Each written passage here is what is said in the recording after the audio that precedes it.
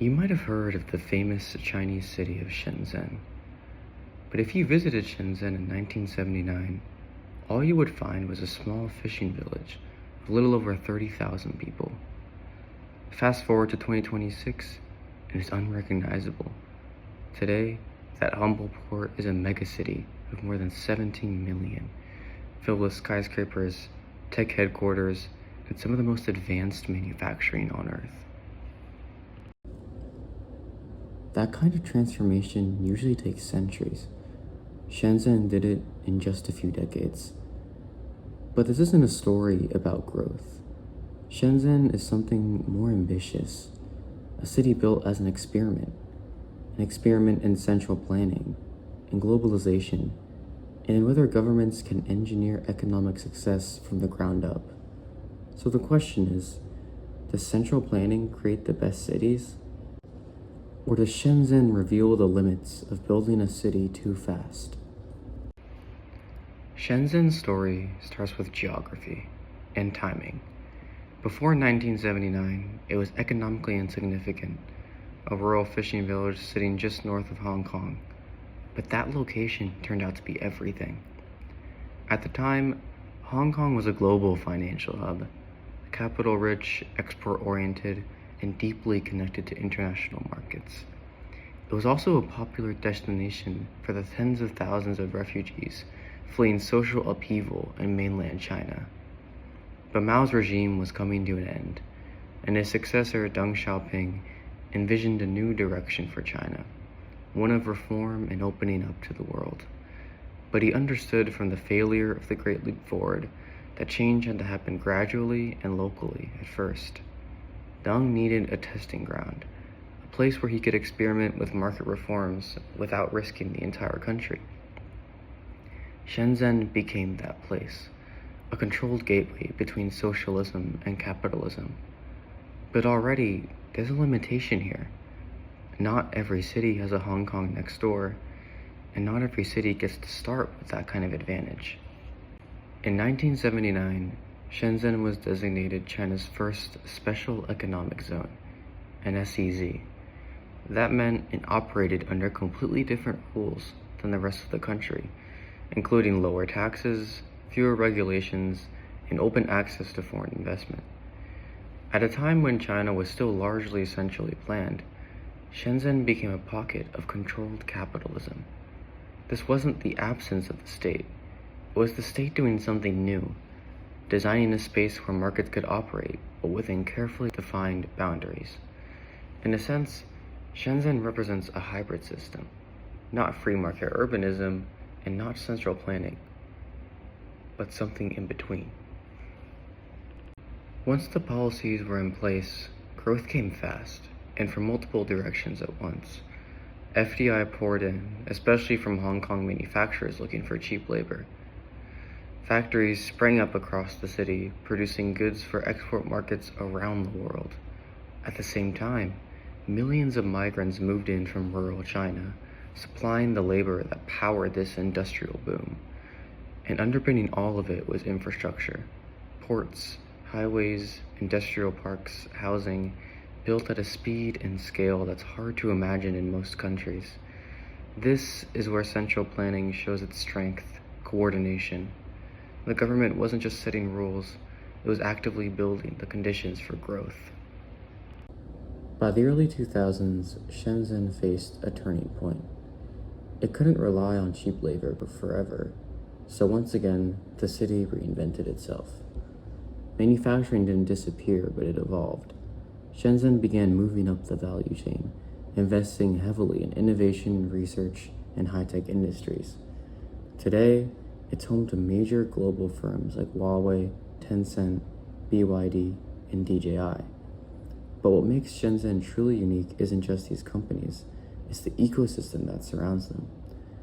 According to research, Shenzhen now hosts over 25,000 high-tech firms, making it one of the most densely concentrated innovation hubs in the world. And it's not just quantity, it's output. The city consistently leads China in international patent filings, with companies like Huawei alone contributing thousands each year. So how did this happen? Part of the answer is state strategy.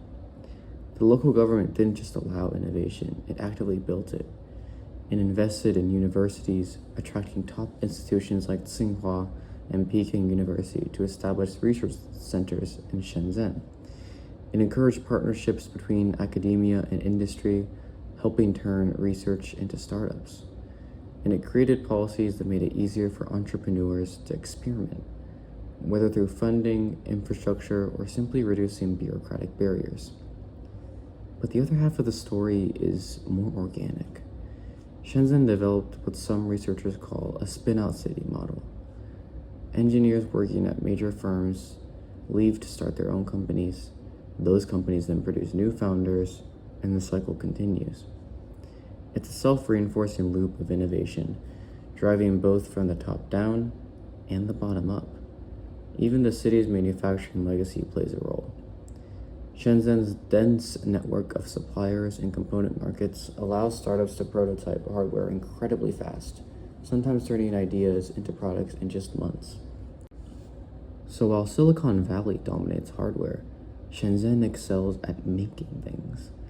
And this is where Shenzhen challenges the usual narrative.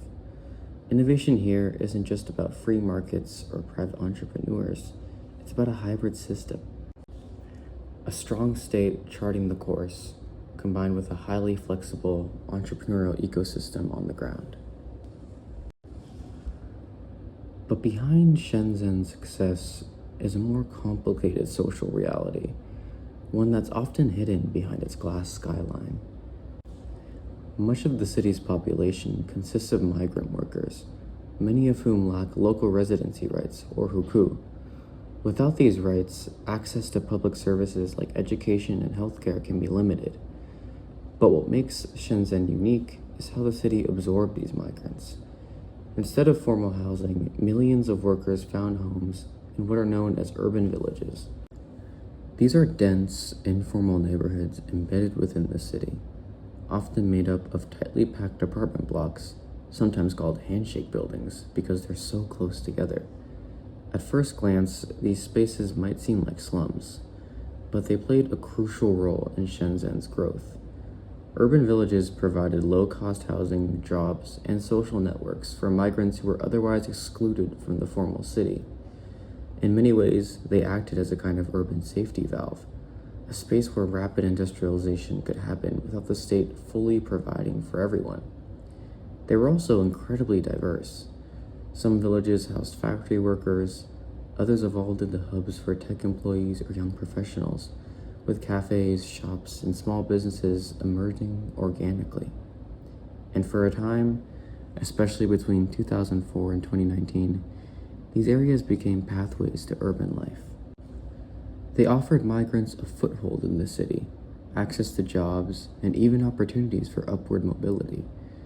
But the system came with trade-offs.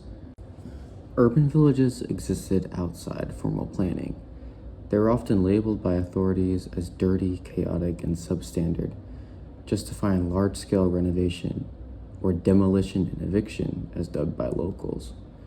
In recent years, many of these communities have been torn down, displacing residents and replacing informal housing with high-end developments. So here's the paradox. Shenzhen's rapid, centrally planned growth depended on spaces that were not centrally planned. Urban villages filled the gaps left by the system, providing affordability and flexibility, but are now disappearing in the name of modernization and urban renewal. Which raises a deeper question. If you remove these informal spaces, what happens to the people who relied on them? Then there's the environment. Shenzhen's rapid industrialization came with pollution and ecological strain. And because the city occupies a relatively small geographic area, land is limited and density is high. In recent years, the local government has made major investments in making Shenzhen more sustainable through electric transit systems, renewable energy, urban green spaces, and more. But the tension remains. Can a city grow this fast without long-term environmental costs? Shenzhen hasn't just transformed itself. It's reshaped how governments around the world think about development. Its success helped popularize the idea of SEZs as a tool for rapid growth. Today, there are thousands of SEZs across more than 140 countries, from Africa to Southeast Asia, many inspired by China's model. At their core, SEZs are designed to do one thing: attract investment and accelerate development. They offer incentives like tax breaks, infrastructure, simplified regulations to reduce risk for foreign companies, encourage them to build, hire, and export.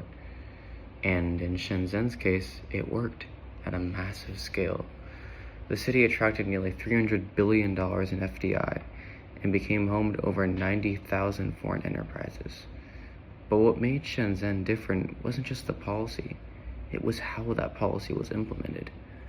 According to the World Economic Forum, successful SEZs depend on a few key ingredients. First, strong government support, not just in setting policy, but in coordinating infrastructure, investment, and long-term planning. Second, sector focus. Shenzhen started with manufacturing and logistics, then deliberately shifted toward high-tech and innovation. Third, openness to talent and entrepreneurship. The city attracted millions of migrants and innovators, creating a culture of experimentation. And finally, long-term vision. Shenzhen wasn't just built to be a factory hub. From the beginning, it was designed to evolve. It also benefited from unique conditions, such as its location, its timing, and China's political system. Without those, the model becomes much harder to reproduce. Shenzhen is often described as a miracle, and in many ways it is. It shows how quickly a city can be built, how effectively a government can direct growth, and how powerful globalization can be when combined with strategic planning. But it also reveals the trade-offs: inequality, environmental pressure, and the challenge of sustaining growth once the initial boom fades. So, does central planning create the best cities?